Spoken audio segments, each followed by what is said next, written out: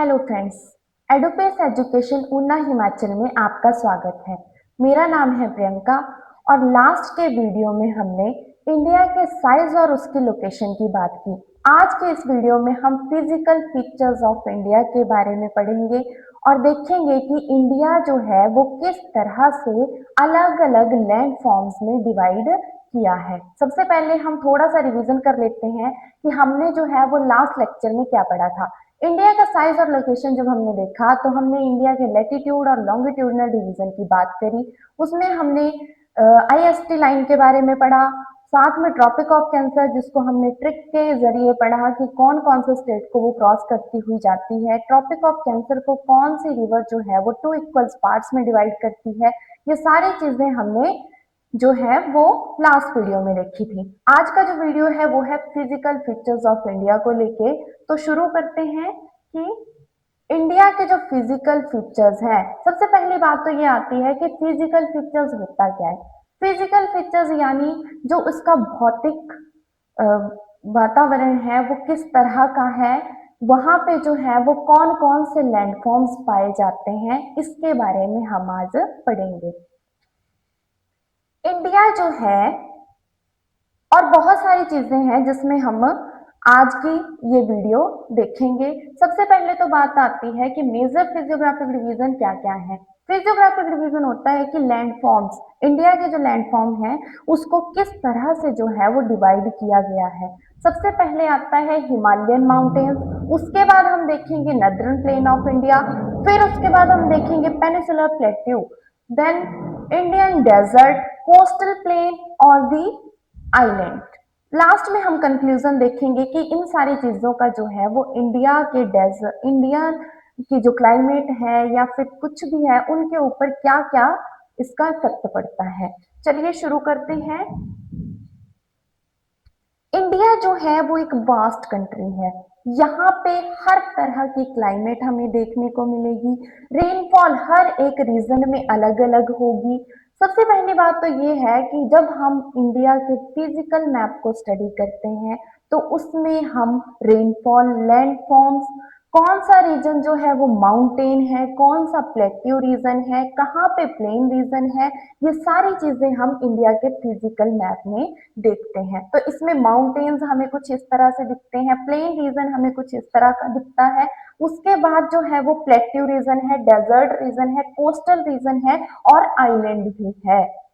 चलिए सबसे पहले हम देखेंगे कि जो इंडिया है उसका अगर हम फिजियोग्राफिक डिवीजन करें या फिर उसके फिजिकल फीचर्स की बात करें तो हम इंडिया को 6 मेजर पार्ट्स में डिवाइड करते हैं, जिसमें सबसे पहले आता है द हिमालयन माउंटेन्स।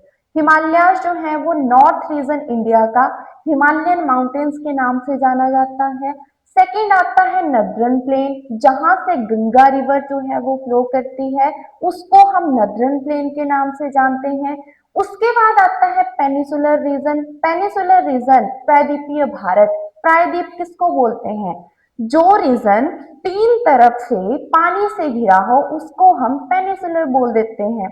उसके बाद देखो Indian desert, desert region India में जो है वो 2 तरह के डेजर्ट हैं, एक हॉट डेजर्ट और दूसरा कोल्ड डेजर्ट। कोल्ड डेजर्ट जो है वो नॉर्थ इंडिया में है, लद्दाख रीजन में, जो आज प्रेजेंट टाइम में एक यूटी है खुद में। और दूसरा आता है हॉट डेजर्ट, हॉट डेजर्ट जो है वो राजस्थान में पाया जाता है। उसके बाद हम कोस्टल प्लेन्स के बारे में देखेंगे। कोस्टल प्लेन वो रीजन जो पानी के साथ लगता है, जिसमें इंडिया के 2 रीजन हैं, ईस्टर्न कोस्टल प्लेन और दूसरा है वेस्टर्न कोस्टल प्लेन। उसके बाद हम देखेंगे आइलैंड्स के बारे में। अब आइलैंड क्या होता है, वो छोटा सा टापू जो चारों तरफ से पानी से घिरा हो उसको हम आइलैंड बोल देते हैं। इंडिया के पास सिर्फ और सिर्फ 2 आइलैंड्स हैं, जिसमें एक लक्षद्वीप है और दूसरा है अंडमान निकोबार। चलिए शुरू करते हैं। सबसे पहले जब हम इंडिया का फिजिकल मैप देखते हैं तो उसमें हमें पता चलता है कि इंडिया को जो है वो कुछ इस तरह से इसका डिवीजन किया हुआ है। जो हमें ये ब्राउन कलर का रीजन दिख रहा है ये है द हिमालयन माउंटेन्स। उसके बाद ये येलो कलर का जो रीजन है that is the great plain of India. और ग्रीन ग्रीन कलर का जो भी ये रीजन दिख रहा है इसको बोलते हैं प्लेट्यू रीजन। साथ में ईस्टर्न घाट और वेस्टर्न घाट जो पानी के साथ लगती है, ना तो वो लैंड है प्रॉपर, ना ही वो प्लेट्यू रीजन में आता है और ना ही वो आइलैंड्स में आता है। वो दोनों के बीच का जो रीजन है उसको हम कोस्टल रीजन बोल देते हैं। डेजर्ट रीजन ये रहा। उसके बाद देखो आइलैंड्स, आइलैंड्स जो है वो एक अंडमान निकोबार ये रहा और दूसरा है लक्षद्वीप। अंडमान निकोबार कोई एक अकेला आइलैंड नहीं है, यहाँ पे जो है वो छोटे छोटे द्वीप हैं। 500 प्लस तक के द्वीप इसमें देखने को मिलते हैं और उनसे मिलके जो है वो अंडमान निकोबार बना है। अब देखते हैं, सबसे पहले शुरू करते हैं हिमालयन माउंटेन्स से। हिमालयन माउंटेन्स जो है वो इंडिया का नर्दर्न जो रीजन है उसको हिमालयन माउंटेन्स के नाम से जानते हैं।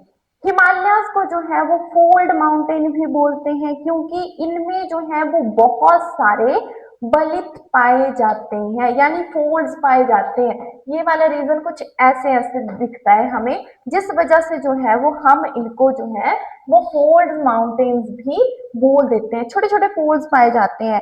और दूसरी बात बड़ी ये है कि यंग माउंटेन्स के नाम से हम हिमालयास को जानते हैं।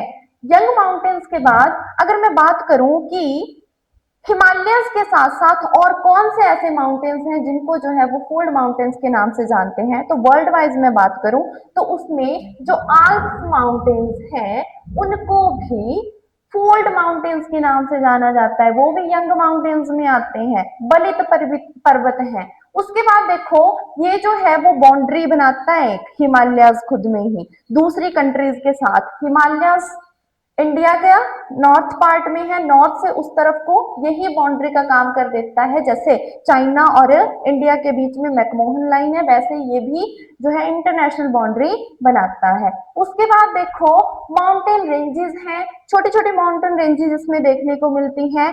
इंडिया का जो वेस्ट पार्ट है वहां से शुरू होते हैं हिमालयाज और दूसरी तरफ ईस्ट में ब्रह्मपुत्रा रिवर तक जो है वो हिमालयाज का विस्तार हम देखते हैं। अगर मैं रिवर्स की बात करूं तो जो हिमालयाज हैं उनके जो ईस्ट में है यहाँ पर सॉरी उनके वेस्ट में जो है वो इंडस रिवर है। इंडस रिवर से शुरू होके ये यहाँ की तरफ को ब्रह्मपुत्रा रिवर तक फैले हुए हैं। ब्रह्मपुत्रा रिवर यहाँ पे है। अब हमें पता चला कि वेस्ट से ईस्ट की तरफ जो है वो हिमालयाज का विस्तार है। अगर मैं टोटल डिस्टेंस की बात करूं तो वो हमें 2400 किलोमीटर तक देखने को मिलता है, यानी 2400 किलोमीटर तक जो है वो इनका डिस्टेंस हमें देखने को मिलता है। कहां से कहां तक? वेस्ट से ईस्ट तक। और जैसे जैसे हम वेस्ट से ईस्ट की तरफ जाते जाएंगे वैसे वैसे इसकी विड्थ जो है वो कम होती जाएगी। यहाँ पे इस रीजन पे जो विड्थ हिमालयाज की देखने को मिलेगी वो मिलेगी 400 किलोमीटर तक। और जैसे जैसे हम ईस्टर्न रीजन में आएंगे वैसे वैसे इसकी विड्थ हमें 150 किलोमीटर तक देखने को मिलती है। ऐसा क्यों है? पहली बात, हम हिमालयाज को दो तरह से डिवाइड कर सकते हैं। पहला पहला किस बेस पे करेंगे? पहले करेंगे हम एवरेज हाइट के बेस पे, और दूसरे हम जब डिवाइड करते हैं तो वो करते हैं हम रिवर वैलीज के बेस पे। अभी जो हमने देखा वो देखा कि एवरेज हाइट बेस पे जो है वो हिमालयाज को कैसे डिवाइड किया हुआ है। आगे जो है वो हिमालयाज को इसी बेस पे जो है वो छोटे छोटी रेंजेस के आधार पे डिवाइड किया हुआ है। नॉर्थ से साउथ की तरफ जो रेंजेस है उसमें हिमालयाज को 3 बड़ी रेंजेस में डिवाइड कर दिया। सबसे ऊपर वाली जो रेंज है उसको बोल दिया ग्रेटर हिमालय।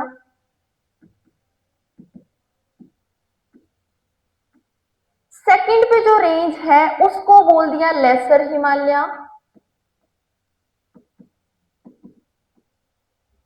और उसके बाद बाद नीचे वाली जो रेंज है उसको बोल दिया आउटर हिमालय या फिर शिवालिक।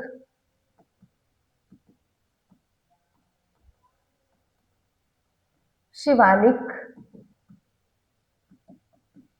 अब इन रेंजेस को जो बांटा गया वो बांटा गया हाइट बेस पे। अब जो ग्रेटर हिमालय है जिसको हम हिमाद्री के नाम से भी जानते हैं, उसका जो दूसरा नाम है वो है हिमाद्री। ग्रेटर हिमालय को जो है उसकी जो एवरेज हाइट बताई गई वो बोली गई 6000 मीटर से ज्यादा। 6000 मीटर या 6000 मीटर से ज्यादा हाइट जिसकी भी है उसको रखा गया माउंटेन रेंज को ग्रेटर हिमालय में। उसके बाद लेसर हिमालय की बात करें तो इसमें उन माउंटेन रेंजेस को रखा गया जिनकी एवरेज हाइट 3700 मीटर से 4500 मीटर तक थी। इसमें ये वाली रेंजेस रख दी और लास्ट में बची शिवालिक, तो शिवालिक में रख दी 900 मीटर से लेके 1100 मीटर तक की एवरेज हाइट। इस बेस पे जो है वो हिमालयाज को नॉर्थ से साउथ की तरफ जो है वो तीन बड़ी रेंजेस में बांट दिया।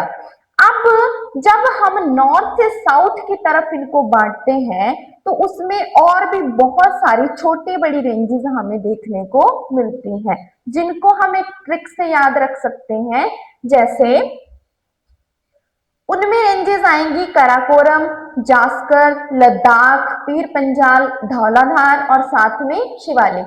तो उसको हम एक छोटी सी ट्रिक याद रखेंगे उसके लिए, जिसमें ट्रिक का नाम है कि कल जाना पड़ेगा।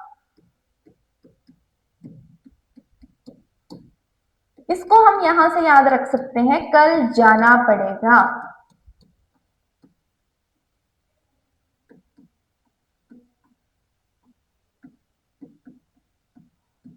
कल जाना पड़ेगा। के ए से बन गया कराकोरम, एल से बन गया लद्दाख, जे ए से याद रखना है जास्कर। उसके बाद देखो जे ए हो गया, पी से है पीर पंजाल, नेक्स्ट आता है डी से रख लो याद धौलाधार। इस तरह से देखो, अब यही चीज हमें कहां पे दिख रही है, यहाँ पे मैप के ऊपर। तो कराकोरम रेंज हमारी ये रही, ये जो सबसे ऊपर वाली रेंज है ये कराकोरम रेंज है। उससे नीचे की तरफ आएंगे लद्दाख रेंज है, जास्कर रेंज है, पीर पंजाल रेंज है और एंड में जो है वो शिवालिक है। शिवालिक में हम लोग हिमाचल में आते हैं, हिमाचल में जो है वो शिवालिक रेंज हमें पता है कि हम शिवालिक में रहते हैं, तो शिवालिक वहां से याद रख लेनी है। शिवालिक यानी शिव की जटाएं, तो वहां से जो है वो शिवालिक रेंज हमें याद रह जाती है। तो इस तरह से हम इस ट्रिक के द्वारा जो है वो इन रेंजेस को याद रख सकते हैं नॉर्थ से साउथ की तरफ। ऐसे ही अब दूसरी बड़ी बात यह है कि जो ग्रेटर हिमालय है इसमें हमें ज्यादातर हाईएस्ट पीक देखने को मिलेंगी, जिसमें माउंट एवरेस्ट हो गया, K2 हो गया और मकालू हिल्स होगी, कैलाश माउंटेन हो गया। ज्यादातर जो ग्लेशियर है वो हमें ग्रेटर हिमालय में देखने को मिलेंगे। उसके बाद देखो, अगर हम नेक्स्ट की बात करें तो लेसर हिमालय में जो है वो हमें क्या देखने को मिलेगा, हमें इस लेसर हिमालय में वैलीज देखने को मिलेंगी। वैलीज में कुल्लू वैली होगी और भी बहुत सारी छोटी बड़ी वैलीज जो हैं जिनके बारे में हम पढ़ेंगे आगे, वो सारी की सारी वैलीज जो है वो हमें लेसर हिमालय में देखने को मिलेंगी। उसके बाद बचता है शिवालिक रेंज या फिर आउटर हिमालय, इसमें हमें दून देखने को मिलेंगी। अब दून क्या होती है, सबसे पहला क्वेश्चन आता है कि दून क्या है। दून से हम लोग समझते क्या है, दून है दो पहाड़ियों के बीच रास्ता, वो क्या हो गया, दून हो गया। जैसे नाम सुना है हमने देहरादून, किसकी कैपिटल है, उत्तराखंड की। तो दून जो है वो हमें कौन सी रेंज में देखने को मिलेंगी, वो मिलेंगी हमें शिवालिक रेंज में। उनकी हाइट कितनी होगी, शिवालिक रेंज की हाइट कितनी है एवरेज हाइट, तो वो है 900 मीटर से 1100 मीटर के बीच में। एवरेज हाइट की बात करें, ज्यादा या थोड़ी हो सकती है। चलो उसके बाद हम देखते हैं कि हिमालयस में हमें और कौन कौन सी चीजें जो है वो देखने को मिलती हैं। रिवर्स का पता चल गया कि इंडस रिवर से शुरू होके जो है वो ब्रह्मपुत्रा रिवर तक जाता है हिमालयस का ये रीजन, और उसको जो है वो आगे हम छोटे छोटे पार्ट्स में बांटते हैं। ये मैंने आपको बता दिया कि 24 किलोमीटर तक इसका जो डिस्टेंस है वो देखने को मिलता है। इसकी जो विड्थ है वो कश्मीर में जो है वो 400 किलोमीटर तक मिलेगी, और जैसे जैसे हम अरुणाचल की तरफ जाएंगे ये 150 किलोमीटर के आसपास हमें देखने को मिलेगी। यहाँ पे एक डायग्राम दिया हुआ है, इससे भी हम लोग अच्छे से समझ सकते हैं। उसके बाद हमने नेक्स्ट में देखा, अब ये देखो इसमें जो है वो सारी छोटी बड़ी रेंजेस बताई हुई हैं। मैं थोड़ा सा आपको बताना चाहूंगी कि यहाँ पे जो है वो ये नामचा वर्मा माउंटेन रेंज है, और इसकी ये जो माउंटेन रेंज है इस रेंज के पास ही यहाँ पे जो है वो हाईएस्ट माउंटेन पीक है, ये भी इंडिया की एक। उसके बाद देखो यहाँ से जो है वो ब्रह्मपुत्रा रिवर आ रही है जिसको सांगपो बोला जाता है चाइना में, और ये जो है यू टर्न लेते हुए इंडिया में क्रॉस करती है, नामचा वर्मा के पास से आती है, अरुणाचल प्रदेश में क्रॉस करती है। इस तरह से जो है वो ब्रह्मपुत्रा रिवर इंडिया में आकर फ्लो करती है। यहाँ से होते हुए फिर ब्रह्मपुत्रा आगे गंगा नदी के साथ मिलके जो है वो सबसे बड़ा डेल्टा बनाती है जिसका नाम है सुंदरवन डेल्टा। उसके बाद हमने माउंट एवरेस्ट के बारे में पढ़ा जो कि नेपाल में है। वो कौन सी रेंज में बताया मैंने, ग्रेटर हिमालयाज में पड़ता है वो भी। और उसके बाद कंचनजंगा जो है वो हाईएस्ट माउंटेन पीक है कहाँ की, इंडिया की, और ये पड़ती है सिक्किम में। उसके बाद हमने पढ़ा मकालू हिल्स के बारे में। फिर हमने उसके बाद हमने देखा कि छोटे छोटे बहुत सारी जो है वो माउंटेन रेंजेस हमें यहाँ पे दिखी, जिसमें कराकोरम होगी, लद्दाख होगी, जास्कर होगी, पीर पंजाल होगी, धौलाधार होगी, और उससे सबसे नीचे आ गई शिवालिक रेंज। इस तरह से इस तरफ को मैंने बताया कि यहाँ से जो है वो इंडस रिवर फ्लो कर रही है, इंडिया के जम्मू कश्मीर में फ्लो करती है, और आगे वो पाकिस्तान जाते हुए अरेबियन सी में अपना वाटर गिराती है। उसके साथ बहुत सारी छोटी बड़ी ट्रिब्यूटरीज जो है वो आके हिमाचल या फिर पंजाब से मिलती हैं। तो इस तरह से जो है वो ये माउंटेन रीजन था। और इस रीजन का जो है वो इंडियन, अगर मैं बात करूं मॉनसून का क्लाइमेट के बारे में थोड़ा सा बात करें, तो ये अगर हिमालयाज नहीं होते तो इंडिया के जो क्लाइमेट है वो इस तरह की नहीं होती। मॉनसून विंड्स जो है वो यहाँ पे आके नहीं रुकती, यहाँ बारिश नहीं करवाती, और यहाँ के पे जो है नदरन प्लेन का जो रीजन है जो फर्टाइल है बहुत अच्छा, जहाँ पे एग्रीकल्चर बहुत अच्छी होती है, ये रीजन जो है वो इतना ज्यादा उपयोगी नहीं होता। चलिए अब नेक्स्ट देखते हैं कि ये हमने पढ़ लिया कि माउंटेन रेंजेस को जो है वो किस तरह से बांटा हुआ है नॉर्थ से साउथ की तरफ। तो वही चीज मैंने आपको बताई कि ग्रेटर हिमालय है, हिमाद्री जिसको बोला जाता है, दूसरा आता है हिमाचल। हिमाचल को मैंने आपको बताया लेसर हिमालय, और शिवालिक हिमालय जिसको हम आउटर हिमालय के नाम से जानते हैं। तो इसको जो है वो हमने हाइट बेस पे बांट दिया है कि इतनी हाइट वाला जो है वो हिमाद्री है, उसके बाद जो 3700 से 4500 के बीच में है वो है हिमाचल हिमालय, और उसके बाद आते हैं शिवालिक। शिवालिक जो है वो सबसे कम हाइट जिनकी देखने को मिलती है वो शिवालिक रेंजेस में आते हैं। उसके बाद नेक्स्ट पे बात करते हैं कि जो अब इसमें जो है वो वही चीज बताई हुई है कि 60-100 मीटर तक जो है वो इसकी हाइट रहेगी, हाईएस्ट पीक्स यहाँ पे पाई जाएंगी। यही सारी चीजें जो है वो इसमें बताई हुई है। माउंट एवरेस्ट के बारे में हम पढ़ चुके हैं कि माउंट एवरेस्ट जो है वो हाईएस्ट पीक है ग्रेटर हिमालय की, और इसकी जो हाइट है वो कितनी है, वो है 8848 मीटर। उसके बाद नेक्स्ट में हम कुछ एक जो मेन माउंटेन रेंजेस हैं उनके बारे में देख लेते हैं। तो सबसे पहले आती है माउंट एवरेस्ट जो नेपाल में पड़ती है, 8848 मीटर उसकी हाइट है। ये जो हाइट्स दी हुई है ये मीटर्स में ही दी हुई है। मीटर्स में है। तो इनको थोड़ा सा याद रखना है कि कंचनजंगा जो है वो इंडिया की हाईएस्ट पीक है और उसकी जो एवरेज हाइट है वो है 8598 मीटर।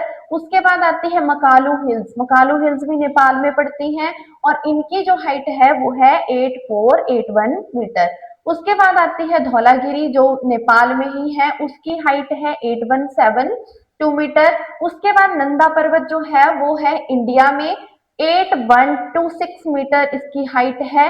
और दूसरा अन्नपूर्णा हिल्स जो है वो भी नेपाल में पाई जाती है। नंदा देवी हिल्स इंडिया की है, इनकी हाइट है 7817 मीटर। नामचा बरवा की जो बात करी मैंने कि जहां से ब्रह्मपुत्रा रिवर जो है वो इंडिया में यू टर्न लेके जो है वो क्रॉस करती है, तो उसकी जो एवरेज हाइट है वो है 7756 मीटर। उसके बाद देखो इस तरह से ये छोटी छोटी जो है वो हिल्स हैं जिनके बारे में हमें पता होना बहुत जरूरी है। इनकी एवरेज हाइट कितनी है, मीटर्स में है। कई बार ये होता है क्वेश्चन में ऑप्शन में ये भी दे देते हैं कि किलोमीटर, तो किलोमीटर करेंगे तब तो गलत हो जाएगा, किलोमीटर्स तो कितने ही हो गए। तो हमें वो चीज ध्यान में रखनी होती है कि मीटर्स में है इनकी हाइट। चलो अब हम नेक्स्ट पे देखते हैं। तो नेक्स्ट में हिमाचल के बारे में है। हिमाचल को लेसर हिमालय के नाम से जानते हैं। अल्टीट्यूड की बात की है तो अल्टीट्यूड इसका 3700 से 4500 तक है। और एवरेज इसकी विड्थ की बात करूं, चौड़ाई की बात करूं, तो वो है 50 किलोमीटर के आसपास तक देखने को मिलती है। पीर पंजाल रेंज जो है वो यहाँ की जो है इंपॉर्टेंट रेंज है, जिसके बारे में मैं पहले भी बता चुकी हूँ, ट्रिक भी बता दी, उससे ही याद रहेगी कश्मीर वैलीज। अब फिर मैंने एक चीज और बताई थी कि जो हिमाचल है या फिर लेसर हिमालय है वहां पे ज्यादातर वैलीज देखने को मिलेंगी। तो वैलीज के जो नाम है वो है कश्मीर हिमालय, कश्मीर वैली, कुल्लू वैली होगी और कांगड़ा वैली इसी में आती है। हिमाचल प्रदेश जो है वो उसका अपर रीजन जो है वो इसी रीजन में आता है। उसके बाद नेक्स्ट की बात करें तो नेक्स्ट में जो है वो शिवालिक रेंज आती है। अब शिवालिक जो है वो आउटर मोस्ट रेंज है, सबसे नीचे वाली रेंज है और इसको शिवालिक के नाम से जाना जाता है।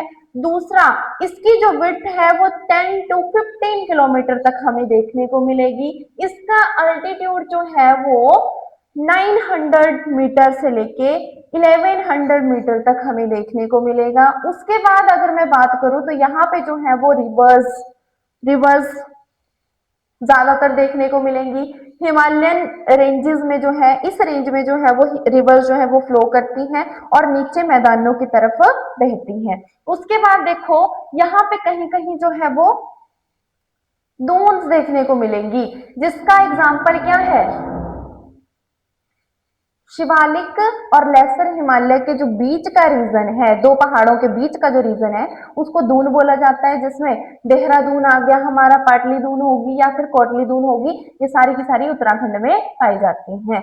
इस तरह से नेक्स्ट पे बात करते हैं हम लोग कि जो हिमालयन माउंटेन्स हैं उनको वेस्ट से ईस्ट की तरफ जो है वो कैसे डिवाइड किया हुआ है। अब मैंने एक चीज बताई थी कि जो नॉर्थ जो हम इनको पढ़ते हैं नॉर्थ से साउथ की तरफ वो है अल्टीट्यूड बेस पे। अब अगर मैं वेस्ट टू ईस्ट साइड की बात करूं तो उसको जो है हिमालयन रीजन को वो डिवाइड किया हुआ है रिवर्स बेसिस पे।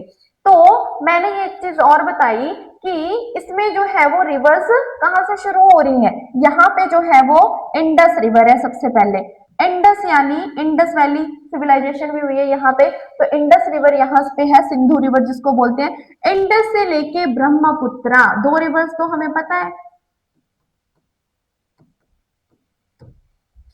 ये ईस्ट में है और ये वेस्ट में है। ईस्टर्न मोस्ट ब्रह्मपुत्रा रिवर होगी, वेस्टर्न मोस्ट जो है वो इंडस रिवर होगी। अब इन दो नदियों के बीच में और भी बहुत सारी छोटी छोटी रिवर्स हैं, इंडस और सतलुज। दूसरे पे आती है सतलुज, सतलुज के बाद आएगी काली रिवर, तीस्ता आएगी और उसके बाद एक और रिवर आएगी दिहंग, असम में है। अब देखो इन सारी रिवर्स के बेस पे जो है हिमालयाज को वेस्ट से ईस्ट की तरफ भी बांट दिया। जो रीजन इंडस से सतलुज के बीच में था उसको बोल दिया कश्मीर हिमालय या फिर पंजाब हिमालय। उसके बाद आता है कमायूं हिमालय। कमायूं हिमालय के बाद तीस्ता रिवर जो नेपाल के पास है तो नेपाल हिमालय उसको बोल दिया। उसके बाद आया दिहंग, तीस्ता और दिहंग के बीच का रीजन तो उसको बोल दिया असम हिमालय। और उसके बाद जो दिहंग और ब्रह्मपुत्रा वाला रीजन है उसको बोल दिया पूर्वांचल हिल्स। पूर्वांचल हिल्स जो कि ईस्टर्न मोस्ट हिल्स हैं, जो पूर्व में पाई जाती हैं, पूर्वोत्तर की हिल्स जिनको उस नाम से जाना जाता है। वहां पे भी बहुत सारी छोटी छोटी हिल्स हैं जिनके बारे में हम आगे देखेंगे। तो हमें ये चीज तो पता चल गई कि पंजाब हिमालय कौन से हुए, उसको कश्मीर हिमालय भी बोल देते हैं कई बार, क्योंकि कश्मीर वाला जो रीजन है वो सारा का सारा इंडस रिवर के इसी रीजन में आता है, इंडस और सतलुज के बीच में, तो उसको कश्मीर हिमालय के नाम से भी जान लेते हैं। उसके बाद जो कमायूं हिमालय है, सतलुज और काली नदी के बीच में जितना भी रीजन है, चाहे वो उत्तराखंड हो गया, चाहे वो यूपी का थोड़ा सा रीजन हो गया, ये सारे के सारा जो है वो कमायूं हिमालय में काउंट करते हैं हम। उसके बाद काली और तीस्ता रिवर के बीच का जो रीजन है वो नेपाल हिमालय के नाम से जाना जाता है। उसके बाद तीस्ता और दिहंग रिवर के बीच का जो रीजन है उसको हम असम हिमालय के नाम से जानते हैं। और लास्ट में जो बचता है वो बचता है पूर्वांचल हिल्स। एक एक करके इनके बारे में देखेंगे। सबसे पहले बोलता है पंजाब हिमालय के बारे में, तो वही चीज जो मैंने आपको बताई कि इंडस और सतलुज रिवर के बीच का जो रीजन है उसको पंजाब हिमालय के नाम से जानते हैं। कश्मीर हिमालय भी बोल देते हैं इसको, ये चीज भी मैंने आपको बता दी, और हिमाचल हिमालय भी इसको बोल देते हैं। उसके बाद देखो नेक्स्ट में बोलता है कमायूं हिमालय। तो कमायूं हिमालय जो है वो सतलुज और काली रिवर के बीच का रीजन है, इसको कमायूं हिमालय के नाम से जानते हैं। नेक्स्ट आता है नेपाल हिमालय। तो नेपाल हिमालय जो है वो काली नदी और तीस्ता रिवर के बीच का जो रीजन है उसको हम नेपाल हिमालय के नाम से जानते हैं। नेक्स्ट आता है असम हिमालय। असम हिमालय जो है वो तीस्ता रिवर और दिहंग रिवर के बीच का जो रीजन है उसको हम असम हिमालय के नाम से जानते हैं। लास्ट में पढ़ते हैं पूर्वांचल हिल्स। पूर्वांचल हिल्स जो है वो दिहंग रिवर और ब्रह्मपुत्रा रिवर, जहां जहां से ब्रह्मपुत्रा रिवर आ रही है उस रीजन को हम बोल देते हैं पूर्वांचल हिल्स। अब पूर्वांचल हिल्स में बहुत सारी छोटी छोटी हिल्स हैं, जिसमें मेघालय की गारो खासी जयंतिया तीन बड़ी ही फेमस हिल्स हैं, जहां पे आके मॉनसून विंड्स टकराती हैं गर्मियों में, और उस रीजन पे जो है वो सबसे ज्यादा बारिश होती है इंडिया की। कौन सा जगह है वो? चेरापूंजी या फिर मासिनराम। अब उसके साथ जो है वो यहाँ पे पूर्वांचल हिल्स में बहुत सारी छोटी छोटी हिल्स हैं, जिसमें Naga hills, money hills, Nagaland में नागा हिल्स, मणिपुर में मनी हिल्स, उसके बाद आता है मिजोरम में मिजो हिल्स, पटकाई हिल्स भी है और लुसाई हिल्स भी है। यहाँ पे जो है वो ये सारी हिल्स जो है वो पूर्वांचल हिल्स के नाम से जानी जाती हैं। सेवन सिस्टर्स में जितनी भी हिल्स हैं उनको पूर्वांचल हिल्स के नाम से जानते हैं।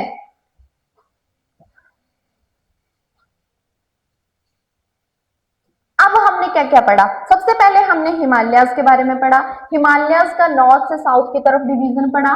नॉर्थ से नॉर्थ टू साउथ जब हमने इसका डिवीजन करा तो उसमें हमने देखा कि ग्रेटर हिमालय, लेसर हिमालय और आउटर हिमालय। ग्रेटर हिमालय के बारे में, लेसर हिमालय और आउटर हिमालय।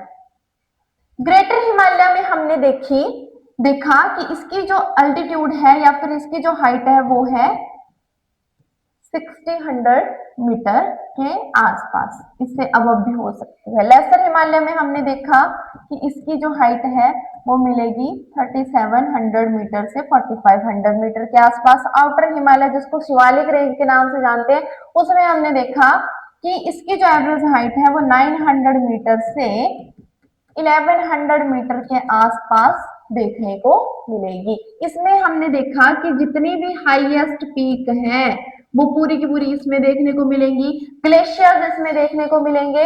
और लेसर हिमालय में हमने देखा कि यहाँ पे जो मिलेंगी वो मिलेंगी वैलीज, वैलीज जिसमें Kullu valley, Kashmir valley, Himachal valleys, Kangra valleys, वो सारी की सारी इसमें आ जाएंगी। आउटर हिमालय में हमने क्या देखा? आउटर हिमालय में हमें पता चला कि इसमें जो है वो दूज ज्यादातर देखने को मिलेंगी। उसके बाद हमने हिमालय का जो है वो वेस्ट से ईस्ट की तरफ वेस्ट टू ईस्ट की तरफ जो है वो डिवीजन किया। वेस्ट से ईस्ट की तरफ हमने जो डिवीजन किया तो हमें पता चला कि इंडस रिवर से लेके यहाँ पे ब्रह्मपुत्रा तक जो है हिमालयाज को बांटा हुआ है रिवर्स वैलीज के नाम पे। तो सबसे पहले इंडस आई, यहाँ पे सतलुज के बारे में पढ़ा। सतलुज के बाद हमने देखा कि काली रिवर भी है। काली रिवर के बाद हमने तीस्ता रिवर के बारे में पढ़ा। तीस्ता के बाद दिहंग रिवर भी हमने देखी, जिससे हमें पता चला कि इंडस और सतलुज के बीच का जो रीजन है उसको हम कश्मीर हिमालय के नाम से जानते हैं। दूसरा, सतलुज और कश्मीर हिमालय या फिर पंजाब हिमालय के नाम से भी जानते हैं। सतलुज और काली रिवर के बीच का जो रीजन था, इसमें हमने देखा कि इस रीजन को हम कमायूं हिमालय के नाम से जानते हैं। उसके बाद हमने थर्ड पे देखा कि इसको हम बोलते हैं नेपाल हिमालय, जो काली और तीस्ता रिवर के बीच में है। और उसके बाद हमने देखा कि इसको बोल देते हैं असम हिमालय, दिहंग। दिहंग से याद रखना है कि असम हिमालय। उसके बाद हमने देखा कि पूर्वांचल हिल्स लास्ट में आती हैं, दिहंग और ब्रह्मपुत्र रिवर। पूर्वांचल हिल्स में हमें पता चला कि कौन कौन से हिल्स हैं। स्टेट नाम याद होंगे तो वहां से हम लोग जो है वो हिल्स के नाम से भी याद रख सकते हैं। अब ये सारी चीजें जो हमने आज मैप के ऊपर पढ़ी और उसके साथ साथ हमने ऐसे देखी, उनके बारे में हमें जो जानकारी मिली, उसके लिए हमें सबसे पहले मैप ड्रॉ करना आना चाहिए। अगर ज्योग्राफी की स्टडी करनी है तो उसके लिए हमें जो है वो सबसे पहले मैप थोड़ा बहुत बनाने आना चाहिए, चाहे वो जैसा मर्जी बने। थोड़ी थोड़ी प्रैक्टिस होनी बहुत जरूरी है। तो उसको हम ऐसे बना सकते हैं कि जिससे हमें जो है वो चीजों का ज्यादा पता चलता है कि कैसे क्या करना है। तो थोड़ी बहुत प्रैक्टिस करोगे तो मैप बनाना आ जाता है और इन सारी चीजों का जो है वो बहुत अच्छे से हमें ज्ञान हो जाता है। चलिए, अब नेक्स्ट में हम देखेंगे दी नदरन प्लेन। नदरन प्लेन जो है, हिमालयाज के नीचे वाला जो रीजन है उसको नदरन प्लेन के नाम से जाना जाता है। और जो नदरन प्लेन है, इस रीजन में एग्रीकल्चर बहुत अच्छी होती है। यहाँ पे एलुवियल सॉइल पाई जाती है। यहाँ पे जो रिवर्स हैं वो अपने साथ जितना भी मटेरियल लेके आती हैं उसको डिपोजिट करना भी शुरू कर देती हैं। कुछ एक जो बड़े बड़े कंकर पत्थर लेके आती हैं उनको माउंटेन रेंजेस के आसपास वाले रीजन में ही छोड़ देती हैं। उसके बाद वो आगे बढ़ती हैं, जैसे जैसे उनके फ्लो कम होता है वो वैसे वैसे अपने साथ लाया हुआ मटेरियल छोड़ना शुरू कर देती हैं। तो इसमें हम नदरन प्लेन में हम सबसे पहले तो ये देखेंगे कि 3 मेजर रिवर सिस्टम है जो काम कर रहे हैं नदरन प्लेन में। एक इंडस रिवर सिस्टम, दूसरा आता है गंगा रिवर सिस्टम, तीसरा आता है ब्रह्मपुत्र रिवर सिस्टम। गंगा और ब्रह्मपुत्र जो है वो किस तरफ फ्लो कर रही है?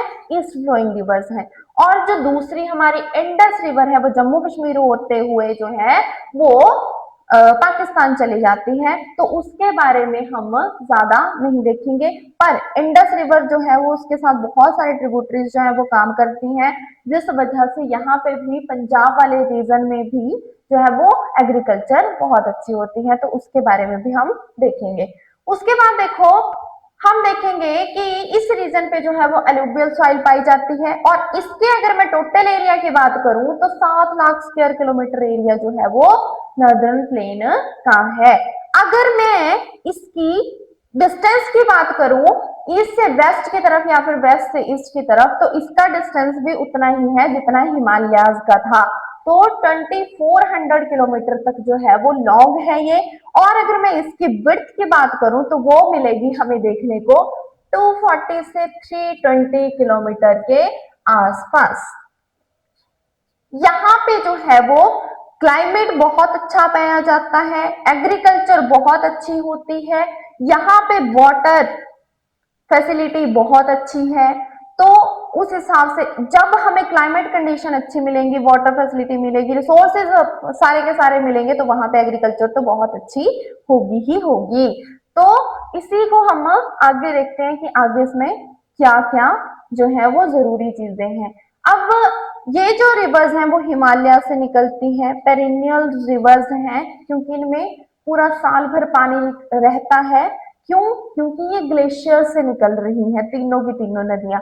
और इन रिवर्स में जो है वो ब्रह्मपुत्रा रिवर जो है वहां वो अरुणाचल के पास एंटर जब इंडिया में करती है, तो उसमें जो है वो एक आइलैंड देखने को मिलता है असम में, जिसको माजुली आइलैंड के नाम से जानते हैं।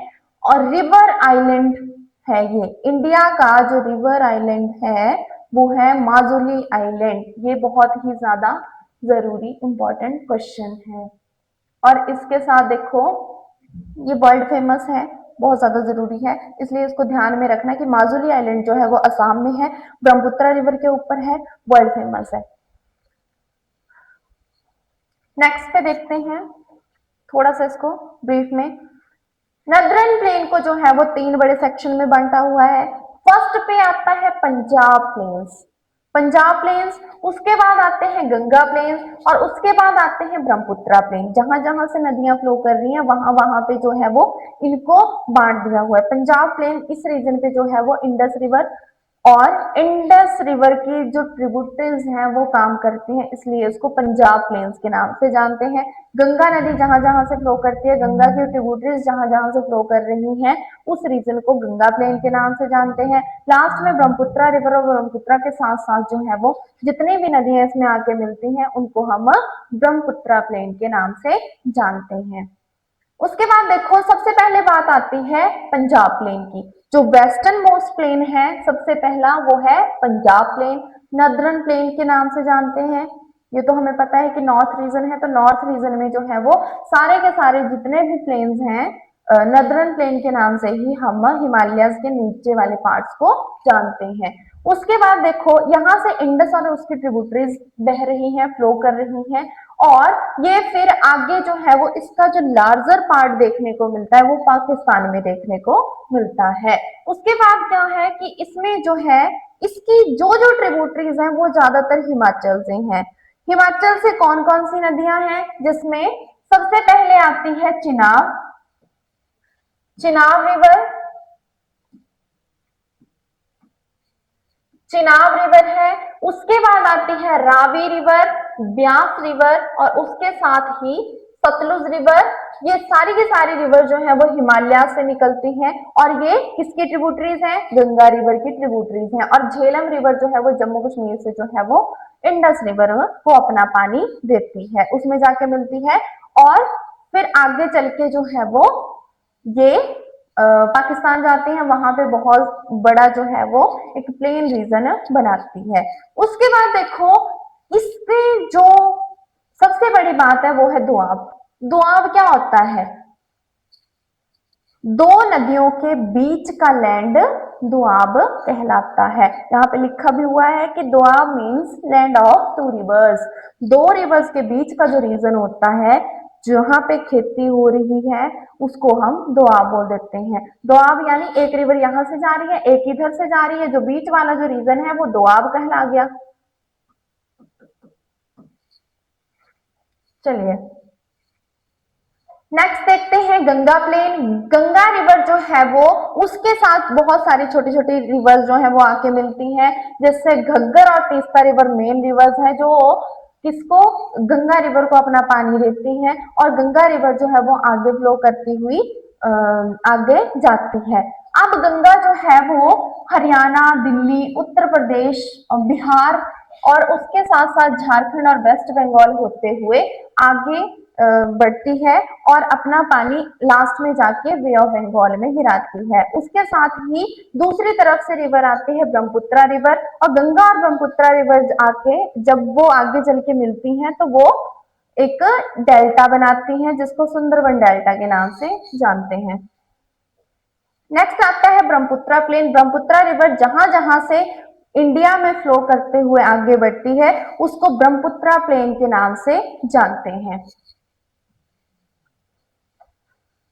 नर्दर्न प्लेन में जो है, आगे हमने नर्दर्न प्लेन को छोटे छोटे पार्ट्स में डिवाइड कर दिया है, जिसमें सबसे पहले आता है बाबर, तराई, बंगर और खादर।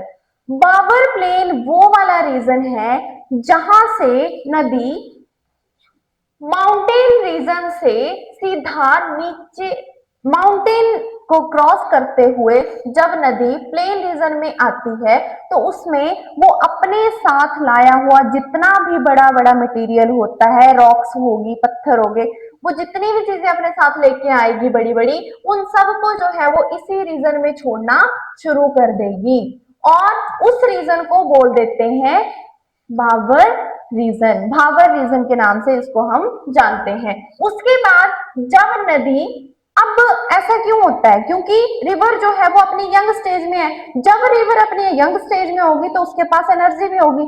अब जैसे हम लोग हैं, तो जब हम यंग हैं तो हमारे पास एनर्जी है, हम लोग सोचते हैं कि हम ज्यादा से ज्यादा पढ़ लें। जैसे जैसे हमारी एज बढ़ती है वैसे वैसे जो है वो हमारे अंदर एनर्जी की कमी आ जाती है, हम हट जाते हैं उन चीजों से, हम सोचते हैं कोई बात नहीं, आज नहीं कल करेंगे। तो वही चीज जो है वो यहाँ पे होती है, जब रिवर अपनी यंग स्टेज में होती है तो वो अपने साथ जितना भी मटेरियल लेके आगे आती है वो पूरा का पूरा वो नीचे प्लेन रीजन में आते ही बड़े बड़े रॉक्स जो है वो उनको छोड़ना शुरू कर देती है और आगे बढ़ती है। और जब वो थोड़ा सा आगे जाती है, अब बड़ी बड़ी चीजें तो उसने छोड़ दी, यहाँ पे जितने भी रॉक्स थी, जितना भी मटेरियल वो अपने साथ लेके आई थी वो तो उसने यहीं पे छोड़ दी। अब आगे क्या करेगी वो, जितना भी छोटा छोटा होगा, चाहे कंकड़ पत्थर हो गए, वो उनको लेके जो है वो आगे बढ़ेगी। अब जब तराई वाला रीजन जो है उसमें ये छोटे छोटे कंकड़ पत्थर भी वो छोड़ना शुरू कर देती है, इसको हम तराई के नाम से जानते हैं। उसके बाद आते हैं एलुवियल प्लेन्स। अब नदी क्या करेगी, स्लो आगे बढ़ेगी। स्लो जब आगे बढ़ेगी तो वो अपने साथ कुछ भी नहीं उठाएगी, कोई भार अपने साथ नहीं उठाएगी, वो सिर्फ और सिर्फ बारीक मिट्टी को आगे लेके चलेगी। अब उसमें क्या होता है कि उसको हम एलुवियल प्लेन्स के नाम से जानते हैं। उस रीजन में, इसको तो मैंने बता दिया कि भावर बोलते हैं, भावर, ये रही तराई और तेराई बोलते हैं वैसे। और उसके बाद जो लास्ट में बचता है वो है एलुवियल प्लेन्स। अब एलुवियल प्लेन्स में जो है वो उसको हम दो पार्ट्स में बांट देते हैं, जिसमें पहला पार्ट है बांगर और दूसरा है खादर। बांगर वाला रीजन जहां पे ओल्ड एलुवियल सॉइल पाई जाएगी और जो खादर रीजन है वहां पे न्यू एलुवियल सॉइल पाई जाएगी। अब न्यू एलुवियल सॉइल जब हर साल वहां पे नई मिट्टी आके बिछेगी तो उससे क्या होगा, वहां पे एग्रीकल्चर जो है वो बहुत अच्छी होगी। अब एग्रीकल्चर अच्छी होगी तो वहां से इनकम भी अच्छी होगी। तो यही चीज है कि इस रीजन पे जो है वो एग्रीकल्चर बहुत अच्छी होती है। इस तरह से रिवर जो है वो काम करती है, आगे बढ़ती है। डायग्राम्स में भी दिया हुआ है कि हिमालय से रिवर निकलती है, यहाँ पे बांगर रीजन में ये बड़े बड़े पत्थर दिख रहे हैं, ये रॉक्स वगैरह, इनको यहीं पे छोड़ना शुरू कर देती है। उसके बाद जब वो तराई में आती है तो वो छोटे छोटे कंकड़ पत्थर भी छोड़ना शुरू कर देती है। जैसे जैसे वो बांगर और खादर में पहुंचती है तो वहां पे बांगर रीजन में ओल्ड एलुवियल सॉइल छोड़ती है और जैसे वो खादर रीजन में आती है तो वहां पे उसकी न्यू एलुवियल सॉइल देखने को मिलती है। नेक्स्ट देखो, इसको अगर ब्रीफ में देखें तो बांगर रीजन वही है कि जहां पे जो है वो रॉक्स वगैरह जो अपने साथ मटेरियल लेके आती है वही उसने वहां पे छोड़ा होता है। ये जो रीजन है वो 8 to 16 किलोमीटर तक चौड़ा रीजन है, चौड़ाई इसकी इतनी मिलेगी। उसके बाद पैरेलल आगे बढ़ती है शिवालिक के साथ साथ और ये जो है वो इस तरह से जो है वो स्ट्रीम, इसकी जो बेल्ट है वो देखने को मिलती है। उसके बाद देखो नेक्स्ट में तराई है। तराई रीजन में जो है वो अपने साथ जितना भी छोटा छोटा मटेरियल होता है उसको भी छोड़ना शुरू कर देती है और आगे बढ़ती जाती है। और इस रीजन पे ज्यादातर जो है वो वाइल्ड लाइफ पाई जाती है, जंगल वगैरह होंगे, फॉरेस्ट रीजन होगा, एग्रीकल्चर भी होगी पर बहुत लो लेवल पे होती है, ज्यादा हाई लेवल पे नहीं होती है।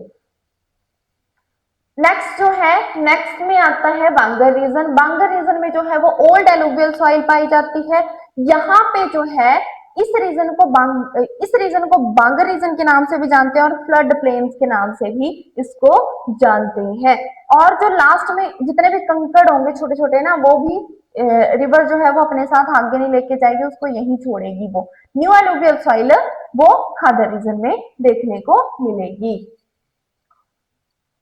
खादर रीजन में न्यू एलुवियल सॉइल मिलेगी, फ्लड प्लेन्स भी होंगे और इस रीजन पे जो है वो हर साल नई मिट्टी आकर बिछेगी।